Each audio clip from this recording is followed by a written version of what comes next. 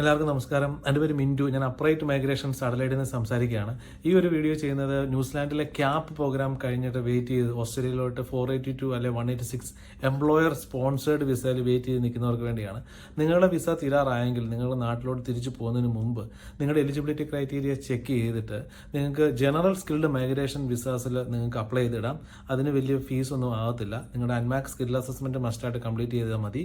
നിങ്ങളുടെ eligibility check ഞങ്ങൾ ചെയ്തിട്ട് 65 അബോവ് നിങ്ങൾക്ക് പോയിന്റ് ഉണ്ടെങ്കിൽ ഓസ്ട്രേലിയയിലെ വേരിയസ് സ്റ്റേറ്റിലോട്ട് ഫെഡറൽ ഗവൺമെൻറ്റിലോട്ടും നിങ്ങളുടെ PR-നുള്ള എക്സ്പ്രഷൻ ഓഫ് ഇൻട്രസ്റ്റ് ഞങ്ങൾക്ക് ചെയ്തു തരാൻ പറ്റും വളരെ റീസണബിൾ ആയിട്ടുള്ള റേറ്റിൽ. ഈ താഴെ പറയുന്ന കോൺടാക്ട് ഡീറ്റെയിൽസ് നിങ്ങൾ കോൺടാക്ട് ചെയ്യുക. നന്ദി.